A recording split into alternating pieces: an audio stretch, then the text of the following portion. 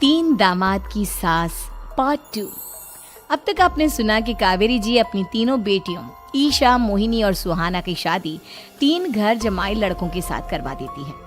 उन्हें लगता है कि ये लड़के शायद घर का कामकाज संभाल लेंगे, लेकिन उनके तीनों घर जमाई बहुत आलसी थे। वो नौकरी भी नहीं करते थे और बाहर का काम भी नहीं। कावेरी जी ने अपनी बेटियों से कहा कि वो प्रेगनेंसी का बहाना बनाकर अपने पतियों को सबक सिखाए। अब सुनिए आगे। मम्मी, आपने जैसा कहा था हमने वैसा ही किया, लेकिन देखिए ना, विवेक का हाल तो वैसा का वैसा ही है। घर में ना सुबह का नाश्ता बनता है और ना खाना। नौकरी पर जाने की बात करूं तो खाने को दौड़ते हैं मुझे। हाँ मम्मी, मैंने भी सुमित को कितनी बार कहा कि अगर नौकरी नहीं करनी तो कोई छोटी सी दुकान ही खोल लो। घर का खर्चा कैसे चलेगा? देखो दोपहर के 12 बजने आए और जनाब अभी तक सो रहे हैं। हाँ मम्मी, ईशा और सुहाना ठीक कहती हैं। अविनाश का भी यही हाल है। जब मैंने अपनी प्रेगनेंसी के बारे में कहा तो मुझसे कहने लगा, अरे दूसरी लड़कियां तो 9-9 महीने तक नौकरी करती है, बस डिलीवरी के टाइम छुट्टी लेती है। मोहिनी, तुम भी नौकरी करो। अब मुझे कहाँ नौकरी मिलेगी? मम्मी बताओ अब मैं क्या करूँ? हे भगवान, क्या सोचकर घर जमाई दामाद लाई थी मैं कि मेरी बेटियां मेरे पास रहेंगी और खुश रहेंगी, लेकिन इन आलसी दामादों ने तो हमारी जिंदगी को भी प्रॉब्लम में डाल दिया है। मैं तो कहती हूँ मम्मी, हम लोग वापस अपनी जॉब पर जाना शुरू कर देते हैं। बता देते हैं इन लोगों को कि हमने प्रेगनेंसी का बहाना किया है। नहीं नहीं बेटा, ऐसी गलती भी मत करना। अगर तुमने ऐसा किया तो इन तीनों की आदत और खराब हो जाएगी। अरे आज नहीं तो कल कभी तो तुम प्रेग्नेंट होगी, तब वापस यही प्रॉब्लम आएगी। तब क्या करोगी तुम तीनों? हाँ मम्मी, आपकी बात तो बिल्कुल सही है। इन लोगों को तो सुधारना ही पड़ेगा। लेकिन कैसे? अपने बच्चों के आने की खबर सुनकर भी इन लोगों पर कोई असर नहीं हो रहा। पैसे कमाने के लिए घर से बाहर निकलना ही नहीं चाहते ये तीनों। अब मेरे दिमाग में एक प्लान आया है। तुम तीनों चिंता मत करो, उन तीनों को बुलाओ, फिर मैं बात करती हूँ। थोड़ी देर बाद कावेरी जी अपने तीनों दामादों को सामने बुलाकर अपनी बात कहना शुरू करती हैं। अविनाश, सुमित और विवेक, देखो बेटा, मैं ना तुम तीनों से बड़ा प्यार करती हूँ, इसीलिए तो तुम्हें घर जमाई बना कर रखा है मैंने। अरे मम्मी जी, सीधे सीधे कहिए ना, क्या बात है? प्यार तो हम भी आपको बहुत करते हैं। अरे मम्मी जी, आपकी इज्जत भी बहुत करते हैं। अरे भाई, आपके जैसी सास और कमाने वाली बीवी सबको मिलती है क्या? हाँ मम्मी, विवेक और सुमित ठीक कह रहे हैं। आपकी बेटी से शादी करके मेरी तो जिंदगी ही अच्छी हो गई है।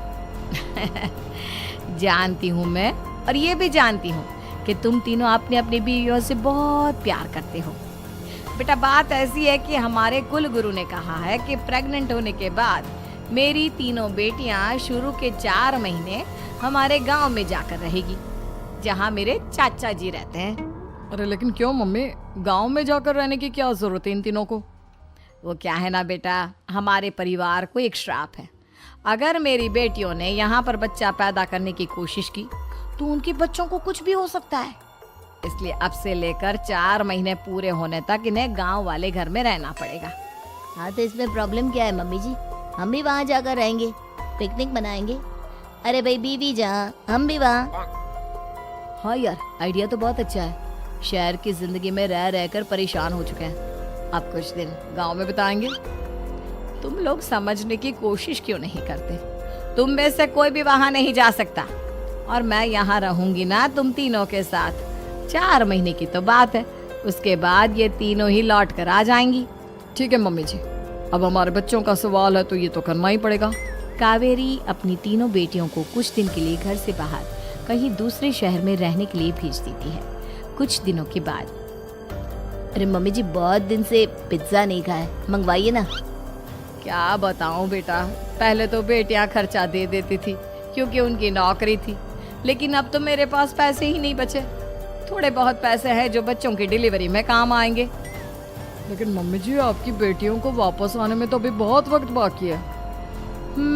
वही सोच सोच कर परेशान हो रही हूँ। सोच रही हूँ कल से दूध भी बंद करवा देती हूँ। अब दूध वाले को देने के लिए पैसे भी तो नहीं है ना। अरे नहीं मम्मी जी, अगर दूध भी बंद करवा दोगी तो मुझे चाय कहाँ से मिलेगी? और चाय के बिना मैं तो मर ही जाऊंगा। क्या करूं बेटा, इसके अलावा हमारे पास कोई ऑप्शन नहीं है, मेरे पास पैसे ही नहीं बचे। इस तरह कावेरी जी धीरे धीरे अपने तीनों दामादों को पैसे देना बंद कर देती हैं और घर में खाने पीने की चीजें लाना भी बंद कर देती है। अब वो तीनों बुरी तरह से परेशान होने लगे थे और इसलिए एक दिन तीनों प्लान करके घर से बाहर निकलते हैं और बाजार में जाने के बाद यार अच्छा खाना खाए हुए कितने दिन हो गए, पता नहीं कब अच्छा खाना मिलेगा। हमारी बीवियों के जाने के बाद तो हमारी हालत भिखारियों जैसी हो गई है यार। कुछ भी हो, मुझे तो आज पिज्जा खाना ही खाना है। जेब में 1 रुपया नहीं है और पिज्जा खाएगा, कहाँ से आएंगे पैसे? अरे देख वहाँ सामने बोर्ड पर क्या लिखा हुआ है, कंप्यूटर पर काम करने के लिए एक आदमी की आवश्यकता है। भाई मैं तो जा रहा हूँ, काम करूँगा और शाम तक पैसे लाकर आराम से पिज्जा खाऊंगा। जा जा, तुझे कोई काम नहीं देने वाला, हम तो घर जा रहे हैं। चल भाई सुमित। सुमित और अविनाश वहाँ से चले जाते हैं और विवेक उस कंप्यूटर शॉप पर सारा दिन काम करके 5,000 रुपए कमा कर घर लौट कर आता है और अपने खाने के लिए अच्छी अच्छी चीजें भी लेकर आता है। ये देखकर विवेक और सुमित के दिल में भी कुछ पैसे कमाने की इच्छा जागती है। अरे सुबह सुबह कहाँ चल दिए तुम?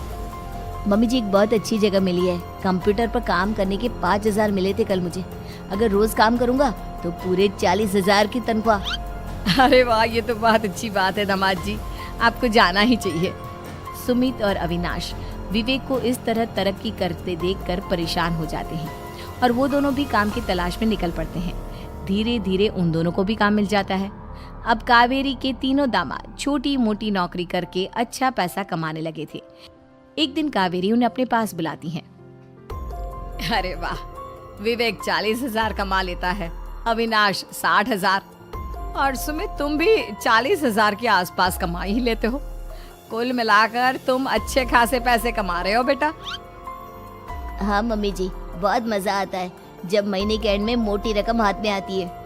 पूछिए मत मम्मी जी, घर में रहकर रोटी बना बना कर और तो जैसा महसूस होने लगा था मुझे तो। हाँ बेटा, तुम तीनों की बात तो बिल्कुल ठीक है और जानते हो अब तुम तीनों की पत्नियां भी वापस लौट कर आने वाली है।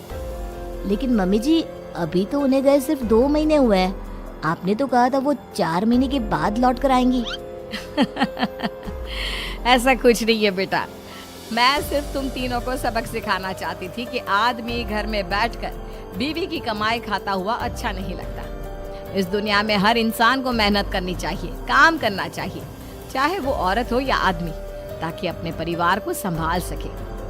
कावेरी की बात सुनकर उन तीनों को अपनी गलती का एहसास होता है और कावेरी उन्हें सच बता देती है कि ईशा, सुहाना और मोहिनी शहर में ही कहीं दूसरी जगह रह रहे थे।